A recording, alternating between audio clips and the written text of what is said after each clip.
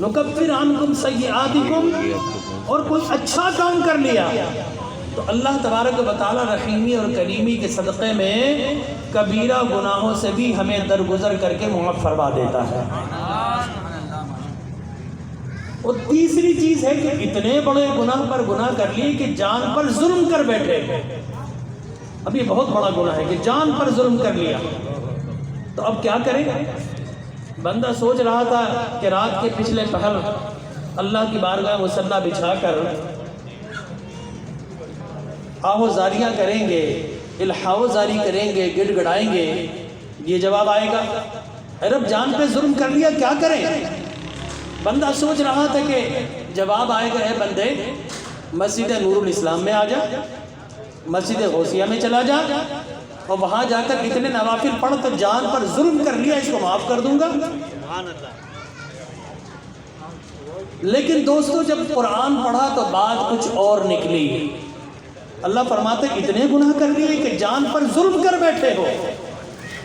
اب کون چاہتا ہے کہ اس کی جان پر ظلم ہو جائے؟ کوئی نہیں چاہتا، لیکن بندہ عیش و طرب میں بعض اوقات اتنا پڑ جاتا ہے، اتنی غفلت کا شکار ہو جاتا ہے کہ وہ دراصل اپنی جان کو انجوائے کر رہا ہوتا ہے، اپنی لذتوں کو انجوائے کر رہا ہوتا ہے، لیکن در حقیقت وہ اپنے لیے برائی کا گڑھا کھود رہا ہوتا ہے، اپنی جان پر ظلم کر رہا ہوتا ہے۔ اب ایسا ہو گیا، لیکن اللہ نے کرم کر دیا، خیال آ گیا کہ بڑے جان پر ظلم کر لیے ہیں، اب معافی کس طرح ملے گی؟ ہم نے سوچا یہاں چلے جائیں، وہاں چلے جائیں، لیکن قرآن پڑھا تو بات کچھ اور نکلی۔ اللہ فرماتا ہے جان پر ظلم کر لیا ہے، جاؤکا، تو جان پر ظلم کر لیا ہے تو جا میرے سوہنے مصطفیٰ کی چوکھٹ پر حاضر ہو جا، اور وہاں پر جا کر معافی ملے گا، معافی مانگے گا تو معافی بھی مل جائے گی، معاف کرنے والا خدا بھی مل جائے گا۔ جاؤکا فاستغفر اللہ، بڑی عجیب و غریب بات ہے۔ یہ بات کون کہہ رہا ہے؟ وہ رب کہہ رہا ہے جو قرآن میں کہتا فَقُلْتُ اسْتَغْفِرُوا رَبَّكُمْ إِنَّهُ كَانَ غَفَّارًا، کہ تم مجھ سے استغفار کرو، میں غفار بن کر تمہارے گناہوں کو ختم کر دوں گا۔ ادعونی استجب لکم، مجھ سے مانگو، جہاں سے بھی مانگو، میں تمہاری پکار کو سنتا ہوں۔ اور ہمارا ایمان ہے رب ہمیں بھی سنتا ہے، ہمارے دل کی دھڑکنوں سے جو پکارا ہے اس کو بھی سنتا ہے، اور جو ہم نہ سنا سکے رب ان کو بھی سنتا ہے۔ وہ تو سیاہ رات کے اندر سیاہ پہاڑ پر سیاہ رنگ کی چونٹی اپنا رزق رب کو پکار کر مانگے تو میرا رب اس کو بھی سنتا ہے، اس چونٹی کو بھی رزق دیتا ہے، ٹھیک ہے نا؟ تو اللہ تبارک و تعالی ہر جگہ موجود ہے، اپنی قدرت کے ساتھ، اپنے تصرفات کے ساتھ، اپنے اختیارات کے ساتھ، اپنی قدرت اور قدرت کے ساتھ ہر جگہ موجود ہے۔ لیکن وہ کہتا جان پر ظلم کر لیا تو جاؤ کا محبوب کی چوکھٹ پر آ جاؤ۔ اچھا صاحب، میں نے کہا رب کریم تیرا قرآن کہتا وَنَحْنُ أَقْرَبُ إِلَيْهِ مِنْ حَبْلِ الْوَرِيدِ، میں تمہاری شہرک سے بھی قریب ہوں، تو جب اتنا قریب ہے تو کیوں کہہ رہا ہے جاؤ کا مصطفیٰ کی چوکھٹ پر آ جاؤ؟ اے رب کریم ہم تجھ سے ہی معافی کیوں نہ مانگ لیں؟ تو جواب آتا ہے بندے میں شہرک سے قریب ہوں، یہ میرا ایڈریس ہے، یہ میرا پتہ ہے، تو کیا ملنے کے لیے راز و نیاز کرنے کے لیے پتہ معلوم ہونا کافی ہوتا ہے؟ بتائیے بھائی، گورنر ہاؤس، گورنر کہاں پر رہتا ہے؟ گورنر ہاؤس میں، سب کو معلوم ہے نا۔ وزیر اعلیٰ کہاں رہتا ہے؟ وزیر اعلیٰ ہاؤس میں، سب کو پتہ ہے۔ لیکن کیا آپ میں سے کوئی یا مجھ میں گورنر سے جا کے ملاقات کر سکتا ہوں؟ پتہ تو معلوم ہے لیکن ملاقات ہو سکے گی؟ پتہ معلوم ہے وزیر اعلیٰ علی شیریٹن کے پیچھے رہتا ہے، ملاقات ہو سکے گی؟ ہمیں معلوم ہے کہ پرائم منسٹر اسلام آباد میں، پرائم منسٹر انکلیو میں رہتا ہے، لیکن کیا ملاقات ہو سکے گی؟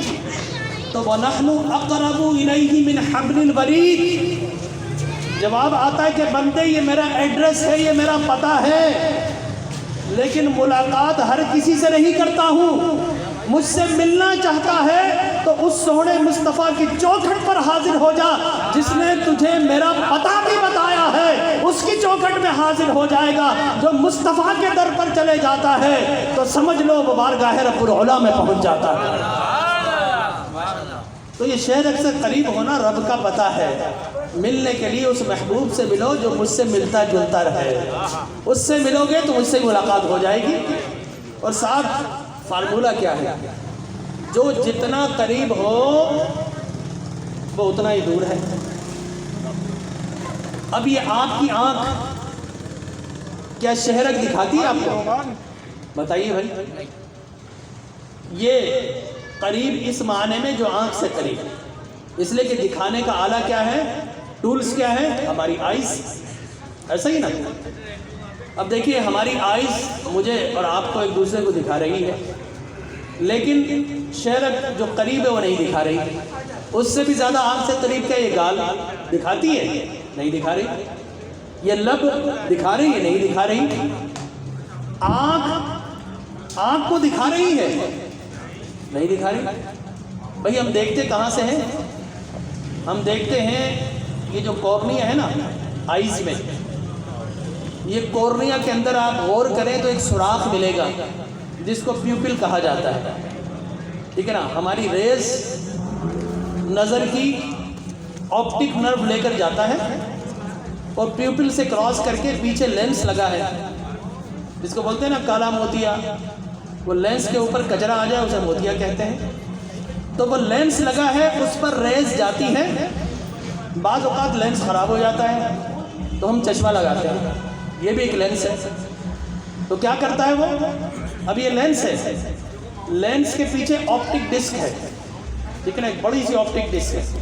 یہ ریز نکلی پیوپل سوراخ کے ذریعے لینس پہ پہنچی۔ اب لینس جو ہے اس کو یہاں تک پہنچائے گا تو پراپر نظر آئے گا، لیکن اگر کسی کی دور کی نظر کمزور ہے تو وہ ریز یہاں پر پڑنے کی بجائے یہاں پر پڑے گی، نتیجتاً انسان کو کم نظر آتا ہے۔ اور بڑھاپے کے اندر قریب کی نظر خراب ہو جائے، ہائپر مائوپیا ہو جائے تو لینس کیا کرتا ہے؟ یہاں پر جا کر ریز کو چھوڑ دیتا ہے، آپٹک ڈسک پر نہیں پہنچتی۔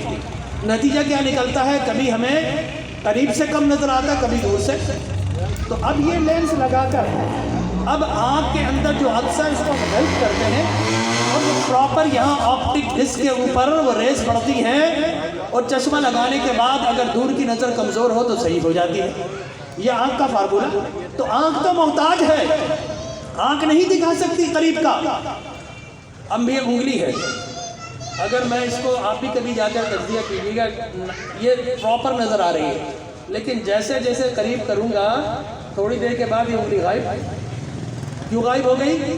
یہ دونوں ہماری آنکھوں کے، یہ لیٹرل کینتھس ہے، یہ میڈیل کینتھس، یہ دونوں کینتھس مرج ہو جاتے ہیں، اینگل صفر ہو جاتا ہے، زیرو ہو جاتا ہے، تو قریب کی چیز غائب ہو جاتی ہے، ہمیں نہیں دکھاتی۔ تو معلوم آنکھ محتاج ہے، دور کے مناظر دکھاتی ہے، قریب کا منظر نہیں دکھاتی۔ لیکن آپ حیران رہ جائیں گے، آپ دیکھنا چاہیں اپنے آپ کو تو سامنے کیا کرتے ہیں؟ آئینہ رکھ لیتے ہیں۔ آئینہ آپ نے سامنے رکھا تو اب آپ کو اپنے گال بھی نظر آ رہے ہیں، اپنے رخسار بھی نظر آ رہے ہیں، اپنی آنکھیں بھی نظر آ رہی ہے، آنکھ کا کنکر بھی نظر آ رہا ہے۔ تو معلوم ہوا کہ آنکھ قریب کے منظر کو نہیں دکھاتی، اس وقت دکھاتی ہے جب آئینے کا وسیلہ لے لیتے ہیں۔ جب آئینے کا وسیلہ آ گیا تو اب آنکھ قریب کو بھی دکھا رہی ہے، اور آئینہ ہٹا دے تو دور کو بھی دکھا رہی ہے۔ اللہ تو اقرب ہے، قریب نہیں، اقرب، اقرب الیہ من حبل الورید۔ تمہاری شہرک سے بھی قریب ہو تو قریب کے منظر کو آنکھ نہیں دکھاتی، آئینہ دکھاتا ہے۔ تو پیارے مصطفیٰ نے فرمایا مر رآنی فقد رأى الحق فإنه مرآة الرحمن۔ ارے جو حق کو دیکھنا چاہتا ہے مجھے دیکھ لے، اس لیے میں رحمان کا آئینہ بنا کر بھیجا گیا ہوں۔ تو آنکھ آئینے کے بغیر نہیں دیکھتی۔ رب کو دیکھنا چاہتے ہو، رب کو محسوس کرنا چاہتے ہو تو مصطفیٰ کو آئینہ بنا لو۔ چہرہ مصطفیٰ آئینہ ہوتا ہے اور اس آئینے میں خدا کے جلوے چمک رہے ہوتے ہیں۔ تو اب پتہ چل گیا اقرب الیہ من حبل الورید کا معنی کیا ہے۔ لوگ یہ کہتے ہیں کہ جب رب اقرب ہے، شہرک سے بھی قریب ہے، تو وسیلے کی کیا ضرورت ہے؟ میں نے کہا یہ کیروٹڈ آرٹری تو یہاں سے گزر رہی ہے نا، شہرک، یہ آنکھ تو آپ کا چہرہ بھی نہیں دکھاتی بغیر وسیلے کے، آئینہ لوگے تو پھر آنکھ چہرہ دکھاتی ہے۔ جب بغیر وسیلے کے ہمارا چہرہ نظر نہیں آ سکتا تو بغیر وسیلے کے مصطفیٰ کے جلوے کیسے نظر آئیں گے؟ سبحان اللہ، سبحان اللہ۔ اور مصطفیٰ کے جلوے، آپ خدا سے ملنا چاہتے ہیں تو خدا سے ملنے کی ایک ہی صورت ہے کہ بارگاہ مصطفیٰ چوکھٹے مصطفیٰ پر چلے